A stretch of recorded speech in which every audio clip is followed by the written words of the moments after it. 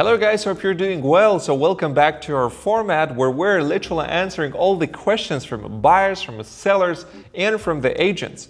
There are a lot of different cases, and you know what guys, all these cases are repeating.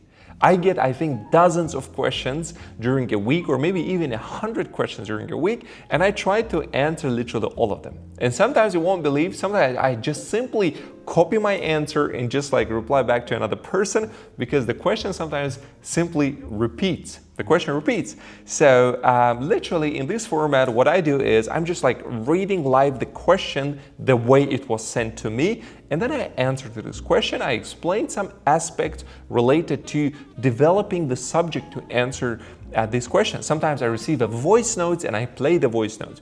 Don't worry, if this is your voice note, we will just alter the voice so nobody gonna understand that you're asking this question. Yeah? So I'm gonna now go to the questions I received. The first I have is a voice note. I'm gonna play the voice note and then I'm gonna answer. I don't remember, literally I don't remember. I didn't even get ready for it because simply these questions are something like I faced and we as a company we face on a daily basis. And I teach the law and regulation, so therefore this is a kind of a daily routine for me, yeah. And so what I do is all the questions that I received, I don't get prepared, I don't get ready for it. I just like come here, sit in front of this desk and just like read the question or play the audio and just like simply answer. Yeah, so I'm gonna play the audio and see what we have got here. Hi Ahmed, how are you? Hope you're doing well. Ahmed, please, I have a client. So here's a case. So the lady, she's sending me a voice note where she explains her case. So the case is simple. So they signed a commercial retail space for lease, for rent, yeah, for rent. So for example, there is a tenant who is renting a shop in a building. Now, in the tenancy contract of this tenant, which is signed by the tenant and the landlord, there is one additional clause added. And as she said is, the clause says that every year the rent will be increased by 10%. So now the first year is expiring and the landlord is claiming to renew the contract with plus 10%. So simply landlord wants to make every year, he wants to make plus 10, plus 10, plus 10, plus 10, plus 10, etc. And then she's saying, the RERA rental index, when they check the RERA rental index, it shows that there is no rental increase. And the landlord is threatening the tenant saying, if you don't renew it with the plus 10%, then he gonna whatever, not renew or evict you, whatever. Now, what would you do? She's saying, like, is it legal? Can the landlord do it? No. If you're the tenant, so first of all, answer is no, cannot do that. So for example, if you're the tenant and if your landlord put a similar clause saying that every year there will be a renewal with a plus 10%, that simply has no legal power. And no owner can include such a clause because this is simply twisting the arm. So whether the market is going down or up, especially if you rent a commercial space, because we know that commercial space, you usually, especially if it's a retail, you do some renovation, you invest some money, people know the point of your business and people start coming to your business, and that's important. So usually when you rent a commercial space, it's for the long term, it's usually, or very like few cases is like for 1 year unless the company, the business becomes unprofitable and they decide to shut it down.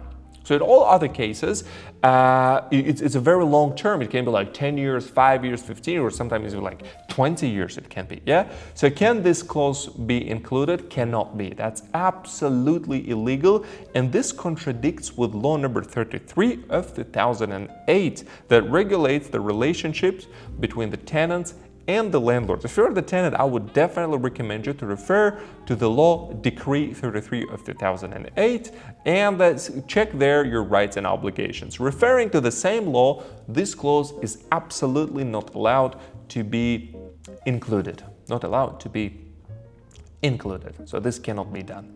Yeah, the rent can only be increased in case of two factors. Factor number one, the RERA index allows the landlord to increase the rent. Factor number two, the landlord sent a notice saying that the rent will be increased. That's it. Yeah? So I hope this was helpful. Let's go now to another question that I received. So another question, they're sending me the screenshot, then they're writing the comment. And this says, morning folks, calling out to anyone that has experience with leasing apartment in DIFC. Yeah, a client of mine owns 4 apartments in World Trade Center residences, or rather his company owns them. He has been unable to rent them for several years after he brought his wife and daughter on as shareholders in the business. It seems the IFC don't follow same rules as DLD. The Register of Real Property has blocked him renting the units because they classify the shareholder change as a change of ownership. Therefore, he is liable for all the fees that are associated with selling the property before he can rent it again, upwards of $200,000. If anyone in real estate wants to help the poor guy out, you will automatically have a client who can give you 4 units for leasing. Now, and then I was forwarded this message, and the person is asking, are you aware of it? Yes, absolutely yes. So for example, DIFC has a complete different regulation. Now, Dubai Land Department laws are only covers all the areas except all the free zones except DIFC, Dubai International Financial Center, because DIFC has a complete different legislation and a different regulations, and has a different authority that regulates the property transactions there.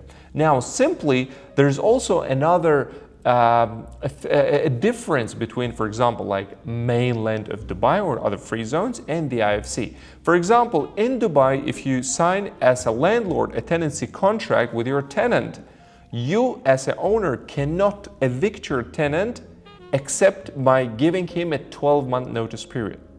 While in the IFC, every year rent is a new agreement. Every year, it's a new relations with the owner. Owner might not renew it if he doesn't want to do that. So yes, the DIFC is a complete different regulation, guys. It's a complete different regulations, and you have to be prepared for it. You have to be prepared for it before you just go and jump with buying or selling a property or renting a property there. Make sure that you have done your due diligence in terms of law and regulation. Now, I'm moving to another question that I received. So that's the question. I'm going to read it. Hi Ahmed, how are you? I'm good, thank you. If there is a sister, the owner of the property is now ready, means not enough plan. She took the handover, means she received the keys, but haven't paid the service charges. So she received the keys, but she did not pay the service charges. I don't know how the developer would give the keys before the buyer or the investor pays the service charge, because usually the developers are very strict with that. They will tell you first, pay the service charges, let's say upfront 6 months or 1 year, only then they give you the keys. So here she was able to manage to get the keys and not to pay service charges. And she hasn't paid post handover. So apparently, since a year now. So technically, the owner of the property, the owner of a property received the keys, and the owner did not pay the service charges, and for 1 year didn't pay any installments of post handover. And the question is, now she wants her brother as a partner, means co-owner of the property. So she wants to include her brother in the title deed. Title deed, I mean certificate of ownership. How it will be, what will be the steps further if your brother going to be the part or going to be the co-owner of the property as a joint owner? So here's the thing. In one of my videos, I was explaining that there are 2 types of change of ownership in Dubai. Type number 1 is a direct transfer of ownership. The type number 2 is gifting. Now, direct transfer of ownership, you can do it to anybody you want to do it. Anybody. Now, in this case, when you directly change the ownership, you always pay 4% from the share you're changing. I mean, let's say if you're selling to your brother 50%, then you're going to pay 4% out of this 50% to include it. Now, in case of gifting, instead of 4%, you pay 0.125%. 1 to 5%. But however,